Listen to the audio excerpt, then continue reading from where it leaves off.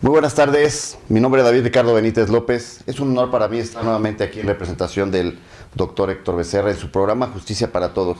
Y bueno, pues el día de hoy con un tema realmente muy importante para nuestra comunidad que vive en Estados Unidos y nuestra comunidad de personas que vivimos en México, con una invitada muy especial, una persona que domina el tema bicultural, que domina el factor del emprendimiento, que es algo necesario, indispensable para nuestros paisanos que deciden retornar a este país. Tenemos con nosotros a la maestra Iracema González, a quien le cedo el uso de la voz. Es un placer tenerla aquí con nosotros, maestra. Muchísimas gracias por tenerme aquí y darme cobertura con temas tan relevantes que vamos a cubrir, como es el ser bicultural, como es el emprendimiento y sobre todo los derechos y oportunidades para el migrante tanto en Estados Unidos como en México. Creo que es un tema muy amplio, pero a nuestra teleaudiencia le gusta saber quién es nuestro invitado. ¿Quién es Iracema González? Sí, así es, pues soy mexicoamericana, tengo la doble nacionalidad. Me mudé hace millones de años a Estados Unidos, es decir, hace 30 años a Estados Unidos, y de ahí no regresé a México hasta hace unos años cuando se presentó lo del COVID, a cuidar a mis padres, que ya tienen la mayoría de edad, 80 años. Así es, y entonces, bueno, estoy aquí, tengo una empresa que es un emprendimiento que se llama Iracema Multilingual Communications Consulting, que es Iracema Comunicaciones Multilingües, una consultoría de comunicaciones multilingües, y entonces, sí, tengo este emprendimiento y bueno, soy migrante con mucho honor. Al tener esta doble ciudadanía, ¿cuál ha sido tu experiencia de regresar a México? Sin duda alguna es algo complejo. La ventaja de conocer dos culturas es algo invaluable, ¿no? Tener ese balance en saber dos culturas, dos idiomas. La única cuestión es que al regresar a México, las y los connacionales migrantes enfrentamos severas barreras, como por ejemplo las burocráticas, y esa sensación de que el sistema, o sea, es decir, el país, el gobierno, no nos considera como mexicanos, nos considera como que no somos parte de una agenda nacional y nos considera pues como si fuéramos de tercer mundo, ¿no?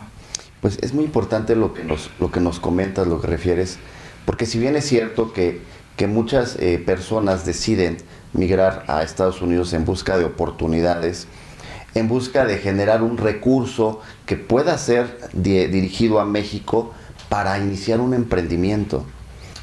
¿Qué consejos le darías a estas personas que deciden ir a Estados Unidos y que envían un recurso para poder iniciar un emprendimiento y poder regresar a su país?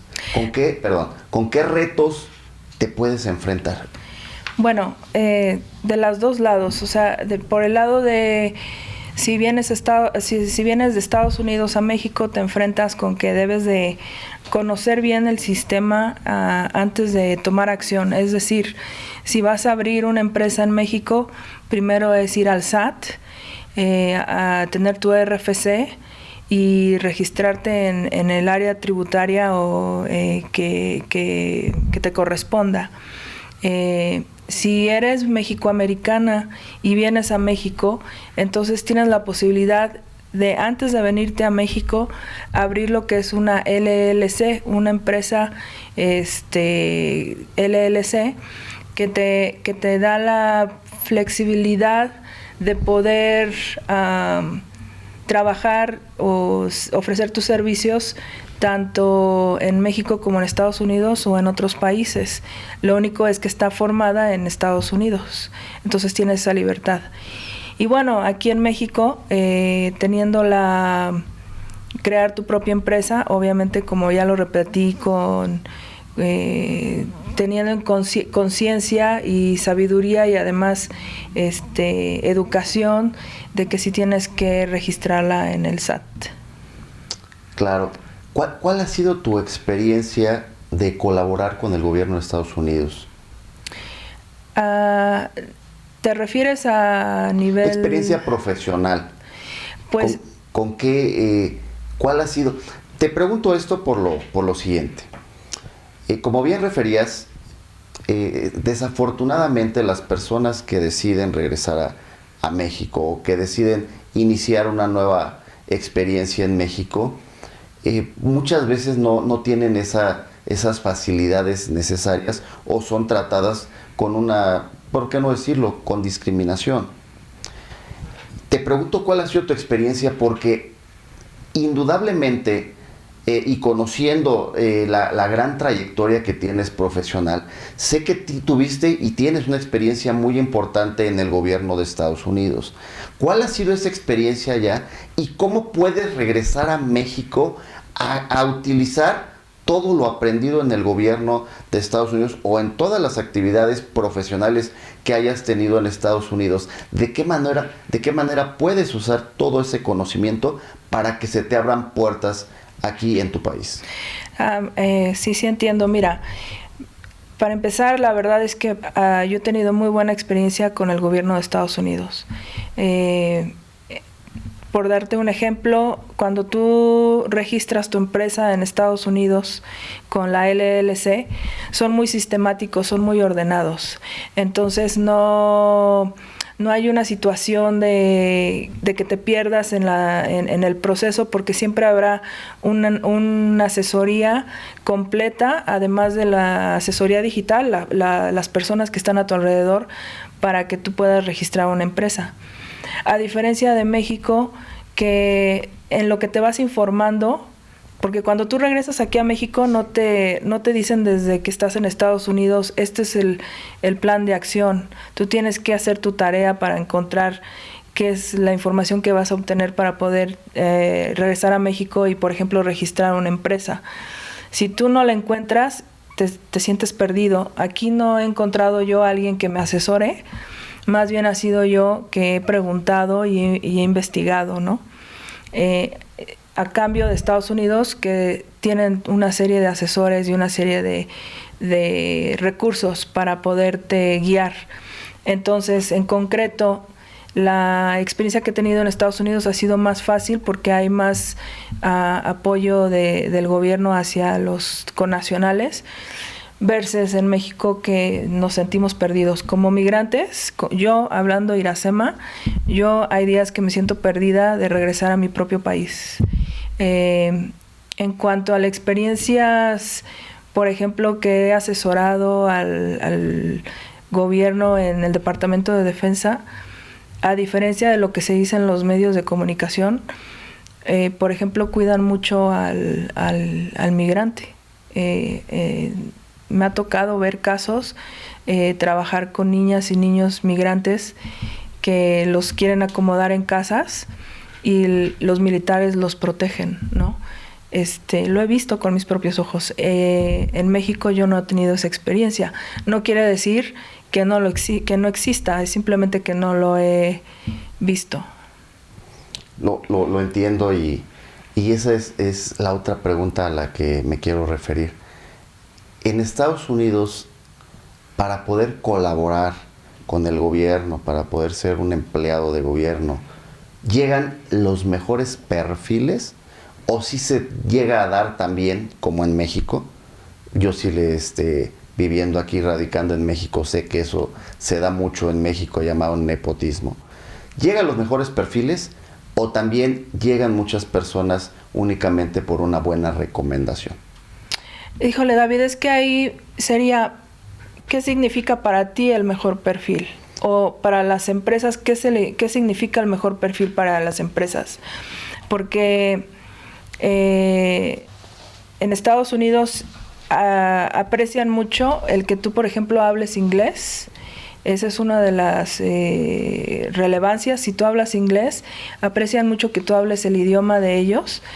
Y si tú tienes, por ejemplo, una licenciatura, la aprecian mucho. Aquí en México, yo me he encontrado personalmente con el hecho de que hablo inglés, francés, tengo licenciatura, maestría, y se me cierran puertas a nivel laboral.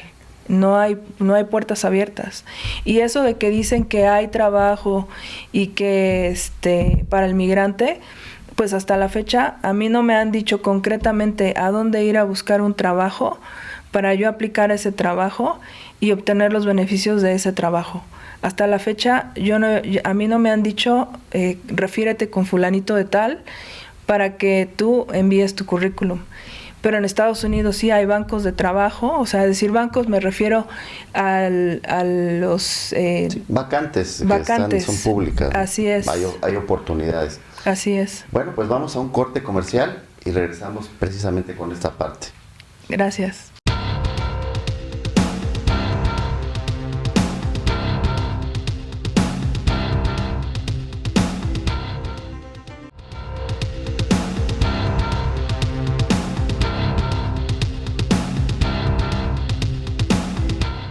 Bueno, pues estamos de regreso aquí en su programa Justicia para Todos con esta gran persona que es Iracema González, una mujer profesional que si bien tiene las puertas abiertas en Estados Unidos, pues ese deseo, ese amor a México, ese amor a sus padres, la hace querer ayudar a nuestro país trayendo ese vasto conocimiento que ha adquirido en nuestro país vecino para poderlo aplicar aquí en México. Y pues bueno, entiendo con la reseña que nos ha hecho favor de proporcionar que existen muchos retos para la persona que pretende laborar en México.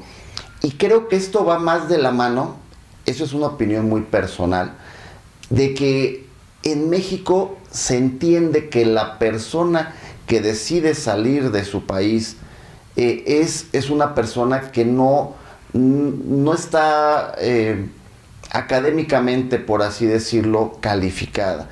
Entonces, cuando regresan, pues no hay muchos espacios para personas que en el ámbito académico, para un profesional, como deberían de existir. Creo que estamos culturalmente preparados para que la persona que salga a Estados Unidos más bien genere un emprendimiento, y no estamos preparados como gobierno, como Estado, para recibir a nuestros ciudadanos que deciden regresar y a darles una oportunidad de empleo, por ejemplo, en gobierno. Creo que esta es la parte a donde ese hilo se rompe, ese hilo tan delgado se rompe, porque no generamos esas condiciones para que una persona calificada pueda ingresar de una manera fácil, por sus propios méritos, a laborar en posiciones de gobierno en nuestro país. Me imagino que este término de estar sobrecalificada, por eso hice esta introducción, pues te has topado con ello.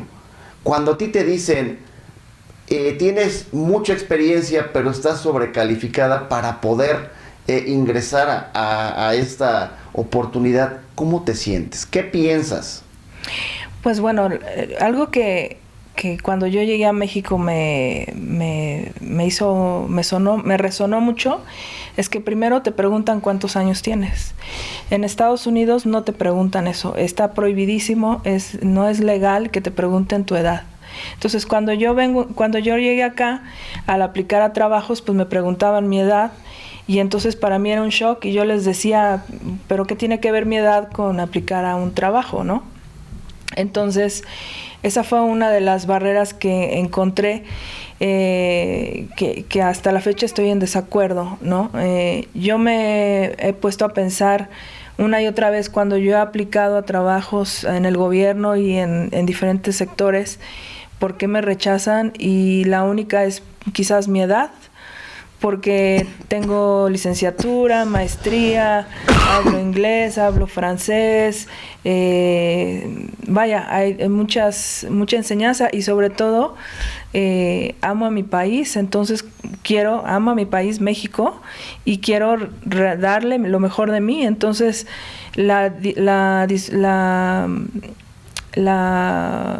nosotros ya tenemos que ofrecerle al país, pero por alguna razón, que te digo, puede ser la edad, en mi caso he sido rechazada, no sé. Esa parte que comentas es muy cierta y pertenece a una de las malas prácticas que existen en México.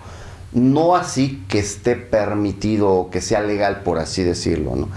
Porque como bien dices, genera una discriminación a las personas que superan un rango de edad. Aparte, pues es muy contradictorio cuando tú vas a buscar un empleo y te piden dentro de los requisitos cierta experiencia y después te topas con un límite de edad. Esta parte es contradictoria porque precisamente la experiencia la generas con los años, con la edad, con el conocimiento, con el criterio, con una serie de circunstancias que van de la mano y que no se pueden desvincular una de otra. Entonces, es muy cierto lo que comentas, pero también es cierto que esas empresas que siguen utilizando estas malas prácticas no precisamente están dentro de esa legalidad. En México tampoco está permitido de manera legal, pues que te limiten a ingresar a un empleo por cuestiones de edad. Pero sí se da y se da mucho. Y la otra parte, y es lo que te comentaba, pues estar sobrecalificado. O sea, decir, tú hablas 3 idiomas, tienes experiencia en el gobierno en Estados Unidos, y no en cualquier estado, en Washington, la capital de Estados Unidos.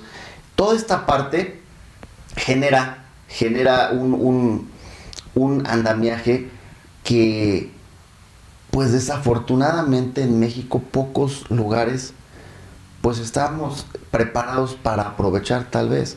Y entiendo que es a lo que ese es tu reto principal. A eso regresas a México. A querer, con ese amor que le tienes a tu país, México, querer aprovechar lo aprendido en Estados Unidos, aquí en tu país. Desafortunadamente, cuando las circunstancias son al revés, en México se aplaude eso mucho. El que de aquí sale para irse a Estados Unidos o a otro país, se aplaude y se dice, va porque quiere triunfar, quiere mejores oportunidades, aquí en México no las va a tener. Y eso es algo que precisamente no logro entender. Si se sabe que las personas salen porque en México no van a tener las oportunidades, se sobreentiende que hay un diagnóstico. ¿Por qué al tener ese diagnóstico no generamos también la solución a ese problema? Y no tenemos fuga de cerebros. En el caso particular tuyo, es algo pues muy difícil de encontrar, de un cerebro que, lejos de querer seguir destacando en Estados Unidos, decida, por amor a México, regresar y dar lo mejor de sí. Creo que es un factor cultural que en México, a pesar de ser un país que se habla de una biculturalidad, pues no lo tenemos muy arraigado. ¿Tú qué consideras que existe en México como un área de oportunidad para poder ingresar a esta parte? Mira, hay áreas de oportunidad. Ahora, en mi camino, al recorrer este camino de haberme regresado de Estados Unidos a México, pues encontré que, por ejemplo, hay asociaciones que son biculturales. Asociaciones me refiero a cámaras de comercio que son biculturales, donde empecé a generar contactos, porque yo llegué sin contactos. O sea, 30 años fuera de México, realmente no hice la universidad aquí, por ejemplo, no había esos contactos de formación. Entonces, al regresar a México, empecé a unirme con las diferentes organizaciones que eran biculturales, y entonces empezaron a expandir mis horizontes. Además, no cabe mencionar que yo antes de venirme abrí mi compañía de emprendimiento en Estados Unidos, con la que yo puedo ejercer en México legalmente y en cualquier parte del mundo. Entonces, llego a México con una base que fue esta empresa que me da de comer, ¿no? Entonces yo traje eso de Estados Unidos para acá y gracias a Dios continúo moviéndome. Entonces, no solamente fue la empresa que registré en Estados Unidos y que la traje acá, no solamente fue que vine y empecé a hacer contactos con organizaciones biculturales, sino que también, por ejemplo, hubo grupos como los grupos de mujeres que son muy fuertes aquí en México, que me abrieron sus puertas. Yo empecé a tocar con grupos de mujeres y uno de ellos pues fue 50+1 Internacional, que me abrió sus puertas, ¿no? 50+1 Internacional, bueno, enviamos un saludo a nuestra cónsul en Houston que preside 50+1, la nena Orantes, una persona muy brillante que tengo el gusto de conocer y que realmente es una persona que le abre la puerta a gente brillante como lo eres tú. Por eso no me queda la menor duda de que el día de hoy estamos enfrente de una persona que tiene todos los deseos de dar la cara por México, por tu país. Regresamos después de este corte comercial.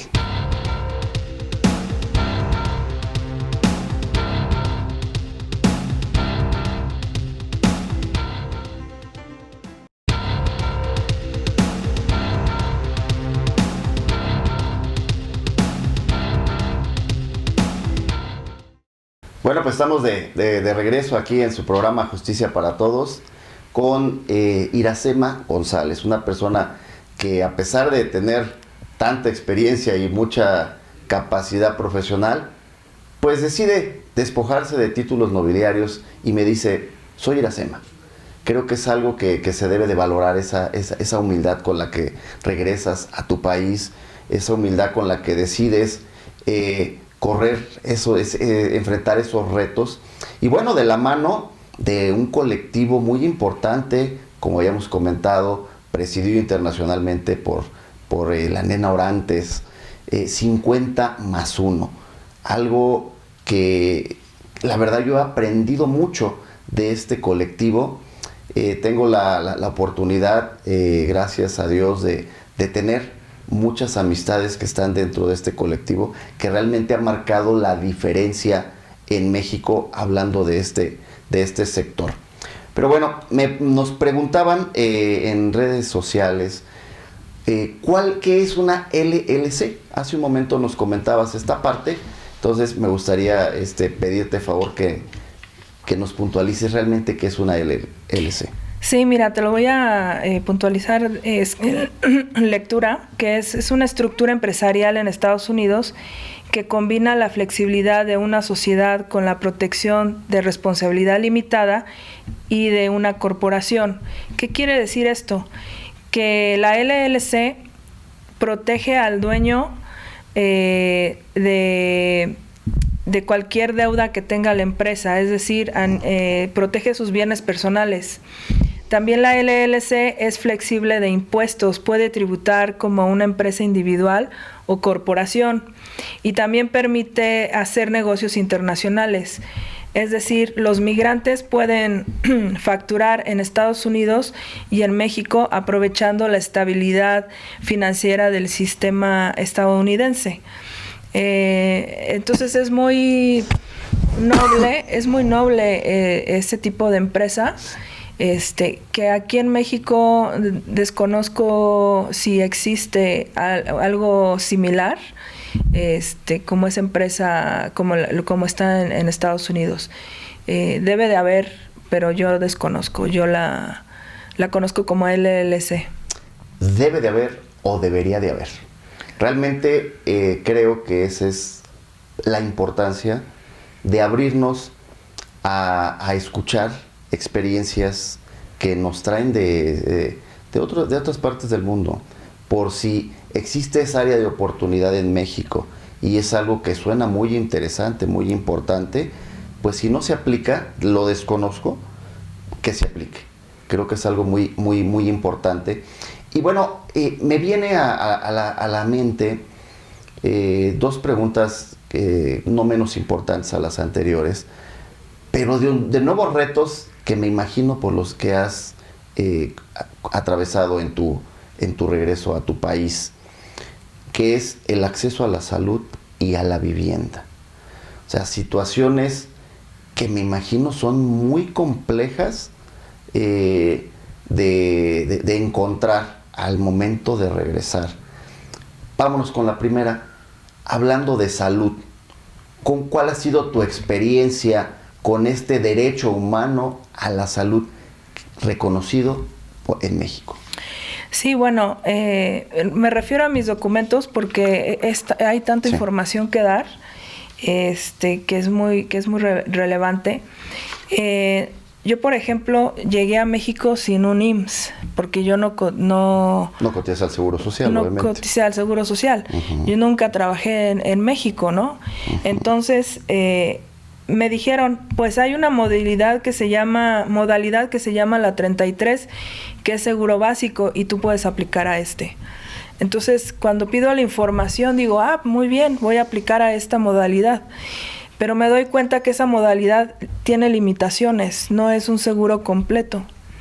Y entonces yo me puse a pensar, pero Dios mío, los migrantes mandamos millones de remesas a México y nos están dando la oportunidad de ser del IMSS, pero con un seguro limitado, cuando mucho de nuestro dinero se ve reflejado también en el área de salud, o por lo menos así lo veo yo.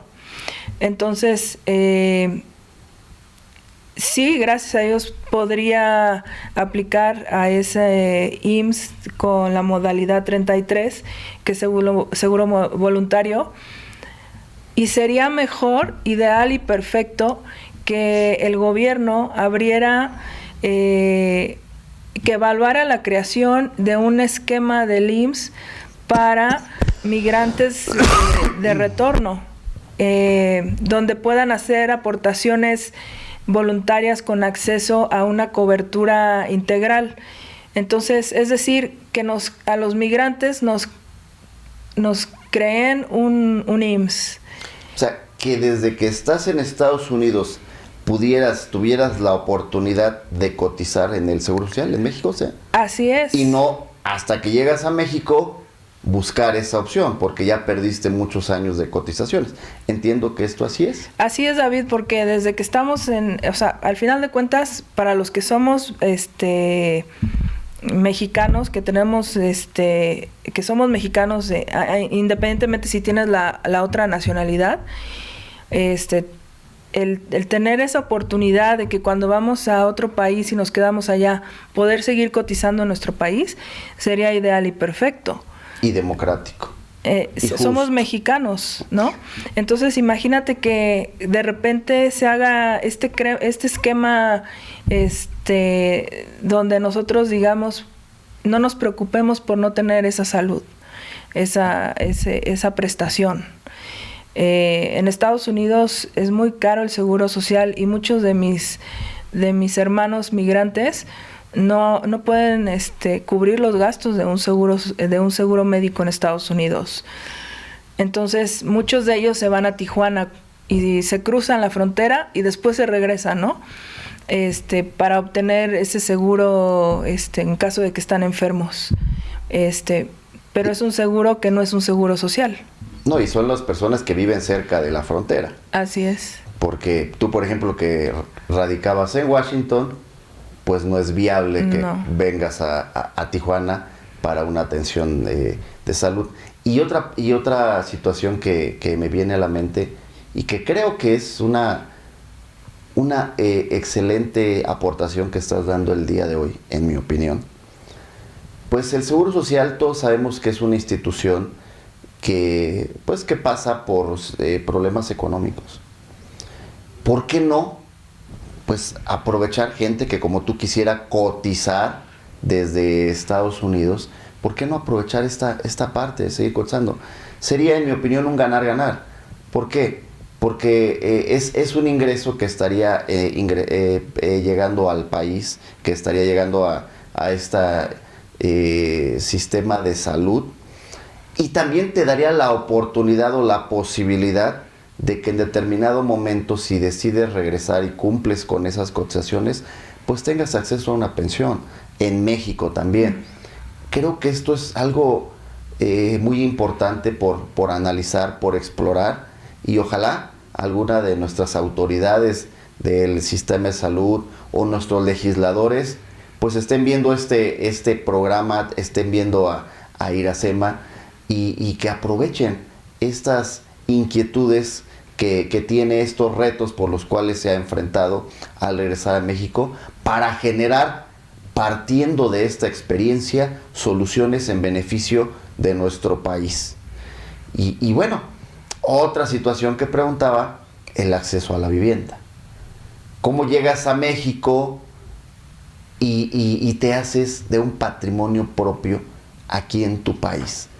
¿Has encontrado alguna posibilidad real, digamos, con el Infonavit?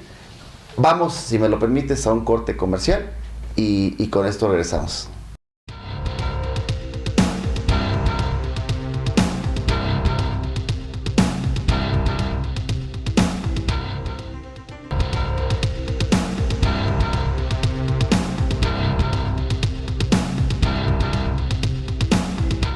Bueno, pues estamos de regreso aquí en su programa Justicia para Todos y nos quedamos antes del corte con una pregunta.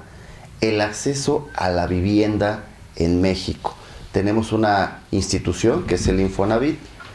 ¿Cómo has encontrado tú a esta institución para que tú tengas la posibilidad de acceder a una vivienda en México? ¿O con qué retos te has encontrado para adquirirla? Bueno, el Infonavit funciona con aportaciones patronales, lo cual excluye a los migrantes que no han cotizado en México. Volvemos a lo mismo del Seguro Social. Así es. Ok. Sin embargo, el gobierno podría colaborar con instituciones financieras para desarrollar programas de crédito hipotecario dirigidos a mexicanos y a mexicanas retornados. Cuando me refiero a retornados, me refiero a migrantes y me refiero a personas que somos... que deciden regresar. Sí, que deciden de regresar, ¿no? No son deportados, deciden regresar. Sí, es una posible solución que sería incluso cubierta con las remesas que se mandan a México, y se puede crear un historial financiero, es decir, yo puedo crear un historial financiero desde que estoy en Estados Unidos, desde allá a acá, y utilizarlo como base para ese crédito, para obtener una casa, porque en este momento yo no puedo aplicar al Infonavit, no tengo esa oportunidad. Claro, y deberías de tenerla, porque también en México tenemos ese derecho humano de acceso a la vivienda, ¿verdad? Y como mexicano, como mexicana, tienes ese derecho. Ahora hace falta que realmente se te garantice. Bueno, realmente es algo muy, muy complejo. Quiero retomar un aspecto que has mencionado de tu brillante trayectoria, para que nos platiques qué es 50 más 1 y para que nos digas cuál ha sido tu experiencia dentro de este colectivo del cual eres una miembro muy, muy importante. Y bueno, también aprovecho para enviarle saludos a mi amiga Claudia Trujillo, que seguramente nos está viendo el día de hoy. Sí, pues mira, yo cuando regreso a México y me siento perdida, como lo había comentado, y al tocar puertas y al buscar dónde aplicar a trabajos, organizaciones biculturales, etcétera, binacionales, me encuentro con esta colectiva 50 más 1 internacional, que representa a las mujeres de México, que ellas se juntan para buscar los derechos humanos de las mujeres, Y entonces son mujeres... Para buscar que sean garantizados los derechos humanos de las mujeres. Que sean garantizados los derechos humanos de las mujeres, entre otras cosas, ¿no? Y respetados. Sí, respetados, tomados en cuenta, ¿no? Y son mujeres de diferentes áreas. Por ejemplo, hay escritoras, hay políticas, hay comunicólogas, hay abogadas. Entonces es un grupo muy fuerte. Y bueno, me abrazaron, me acogieron. Desde un principio supieron que yo estaba en Estados Unidos y estaba acá. Y esta es la fecha que son hermanas, es una sororidad, y me han apoyado muchísimo, y sobre todo desde el punto de salud mental, el yo sentirme que soy importante para alguien y que alguien va a estar ahí para darme la mano, pues porque llegué a México sola, ¿no? Entonces eso me llena de satisfacción, y es creado por la Nena Orantes, que es la cónsul de Houston, la cónsul de México en Houston, exactamente. Una mujer brillante. Sí. Y muy humana, una gran persona. Sí, su trayectoria inspira, y todas las que están en ese colectivo tienen algo inspirador, entonces eso también me llenó de empoderamiento. Pues porque, como he dicho anteriormente, al migrante cuando llega a México nos toman como si fuéramos de tercera, ¿no? O no se dan cuenta, o no les importa, o simplemente dicen, ay, este es migrante, y no se dan cuenta que uno también es mexicano. Que es mexicana, que es mujer, que tiene derechos, y que es una persona que aporta para el bienestar de nuestro país. ¿Nos podrías dar una conclusión? Desafortunadamente, el tema es muy, muy vasto, tu experiencia profesional es muy grande, pero el tema es muy corto. El tiempo es muy, muy, muy reducido en televisión. Entonces me gustaría pedirte de favor que nos dieras una conclusión, pues de todo lo que hemos platicado el día de hoy con relación a tu persona y a tu experiencia en México. Sí, bueno, yo quiero decirle a la comunidad migrante que no se rinda. México tiene muchísimas oportunidades. Hay que saber nuestros derechos, hay que contactar y tocar puertas con organizaciones biculturales y binacionales. Y también hago un llamado al gobierno para que se impulse la implementación de un programa especial de servicios de seguridad social para migrantes retornados con acceso a cobertura más completa, y también que se impulse créditos de vivienda accesible para connacionales migrantes en situaciones de retorno, tomando en cuenta su capacidad financiera reflejada en sus remesas, y se fomente la educación financiera. Esto son con lo que cerraría contigo, David. Es muy relevante. Pues es relevante y es indispensable. Desafortunadamente la educación financiera en México, en mi opinión, coincido contigo plenamente, es una materia que debería estar inscrita dentro de nuestro sistema educativo desde la primaria. O sea, no únicamente aquellas personas que decidan estar en una educación superior afín a esta materia. Es muy importante que aprendamos desde que somos niños a tener una verdadera educación con los recursos con los que se cuenta, a tener una visión de crecimiento, porque finalmente esto nos va a ayudar a que tengamos un país con adultos más preparados para los diferentes cambios y retos pues que se enfrentan. Muy, muy importante y muy acertada esta forma con la que nos estás concluyendo el día de hoy. Temas muy relevantes has tocado aspectos muy puntuales, lo cual te agradezco que en este corto tiempo hayas dado una radiografía realmente de situaciones que son muy importantes explorar en nuestro país, de situaciones que el gobierno debe de voltear a ver, porque finalmente, como lo dices, pues todos y todas tenemos derechos humanos, todos y todas tenemos deben ser garantizados nuestros derechos, y no existen o no deben existir ciudadanos de primera, ciudadanos de segunda. Todos y todas tenemos la misma importancia para los mexicanos y para el mundo. Pues bueno, de esta manera estamos concluyendo una emisión más de su programa Justicia para Todos, recordándoles y pidiéndoles a nuestra teleaudiencia, a las personas que nos siguen en redes sociales, pues que activen la campanita, que compartan este programa, que hagan preguntas y pues bueno, es muy importante agradecer tu presencia, agradecer tu vasta experiencia, y pues de esta manera concluimos su programa de Justicia para Todos el día de hoy, pero regresamos con la cápsula de Cas Bisoño, que el día de hoy nos viene a platicar de un tema también muy importante, que es el lenguaje corporal.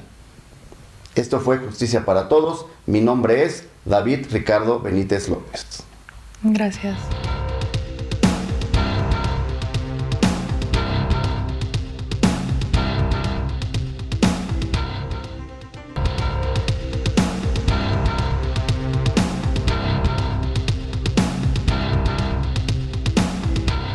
Bueno, pues muy buenas tardes. Nuevamente estamos de regreso aquí en su programa Justicia para Todos.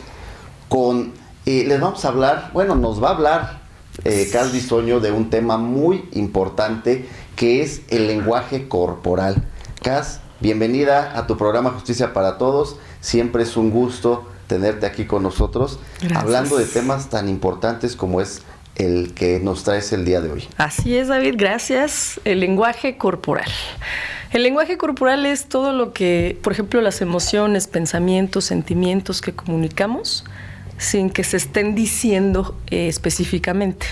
Por ejemplo, la postura, los gestos, la expresión facial, cómo me visto, el tono, cómo te digo las cosas y no tanto lo que te estoy diciendo. Entonces, hoy les voy a dar unos elementos para tener una mejor conversación, de acuerdo a Bárbara Tijerina, que es una especialista en inteligencia emocional y lenguaje corporal. Y todo lo que nosotros proyectamos a través de la comunicación se basa en una regla que es 55, 38 y 7. 55% de la comunicación es no verbal. Es todo aquello lo que estamos transmitiendo sin que nosotros nos estemos incluso dando cuenta de eso. Hasta si tenemos la ropa rota, eso también está comunicando algo y es parte de este lenguaje no verbal que estamos transmitiendo al otro, que de por sí se nota, se transmite y el otro lo recibe. El 55% es, como decíamos, no verbal. El 38% es verbal. Por ejemplo, el tono que yo utilizo para hablar, los matices que le doy a lo que estoy diciendo, en qué momento elevo la voz, en qué momento la bajo o digo algo como para acercarme y sea más interesante. O otras características de la voz que muchas veces denotan miedo, inseguridad, comodidad, confianza, filtreo, todas estas partes que tienen la comunicación que transmiten mucho más que el otro 55%, se quedan más en la mente. Y el otro 7% son las palabras. Yo puedo tener un texto y decir justicia para todos y no transmitir absolutamente nada. Pero si yo lo acompaño de un movimiento corporal, de un tono de voz de ¿en serio justicia para todos? O sea, ahí ya estoy diciendo mucho más que un texto, unas palabras que no pueden a veces decirte absolutamente nada, y es un tema, es una palabra importante, la justicia, y además que sea para todos. Si yo el todos lo hago así, hay maneras de acompañar lo que estás diciendo. Empoderar la frase. Exactamente, claro, sí. Empoderar la frase y empoderar lo que queremos comunicar. Ahora, yo les voy a dar unos elementos para que tengamos una mejor conversación con el otro. Por ejemplo, el movimiento de manos. A nosotros cuando estamos en una plática, dando un discurso, incluso vendiendo algo, nos gusta ver a la gente que mueve las manos. Por ejemplo, no sé si me pueda yo parar tantito. Por favor, claro que sí. Si yo quiero venderle a alguien algo y tengo las manos aquí, estoy segura que no me van a creer, no me lo van a comprar, los voy a aburrir y van a decir, no me interesa, gracias. Es como decir... genera inseguridad, ¿no? O sea, se ve como insegura. Sí, no me transmites esa seguridad de tu producto. Exactamente. O yo, por ejemplo, digo, vengan a mi escuela, es la mejor que hay en México. En cambio, si yo tengo esta zona, que es la indicada para decir, para transmitir, esta caja de aquí es el área para poder hablar. Incluso cuando estamos sentados. Yo tengo un movimiento de manos en esta parte, estoy transmitiendo además de calma, coherencia con lo que yo estoy diciendo. El movimiento de manos es anticipado a las palabras. Yo no tengo una coreografía para decir, si quiero decir, por ejemplo, si quiero decir algo rápido, ya mis manos ya hablaron por mí y están acompañando lo que yo estoy diciendo. Por ejemplo, hay muchos políticos que son asesorados en esto del lenguaje corporal y se nota mucho cuando es coreografiada una intención, un diálogo, un discurso. Entonces, si tú tienes esta parte de acá para hablar y no la has estudiado, con esto ya la hiciste. Ya tienes un lenguaje asegurado que va a transmitir el mensaje. Uh-huh. Ahora, si tú lo haces aquí arriba, estamos haciendo una exageración, estamos haciendo demasiados gestos que son innecesarios y pueden distraer de la conversación. Ahora, cuando estás hablando y mueves las manos, puedes llegar a contagiar la emoción, que eso es mucho más... efectivo a la hora de comunicar. Si yo estoy triste y me pongo la mano acá y entonces te quiero hacer ver que necesito en ese momento, pues contacto. O como ahorita que me acerco, exacto, que sí que me atrapó lo que me estás diciendo y no es lo mismo así estoy acá recargado. Exacto. Y pues dices, pues no me interesa, ¿no? Al contrario, o sea, es tan interesante que vas acercándote a esa persona que está transmitiendo ese mensaje de una manera correcta, adecuada. Lo que tú acabas de hacer tiene que ver con la postura, que contrario a lo que creemos que es el movernos, no, es la parte rígida de la persona.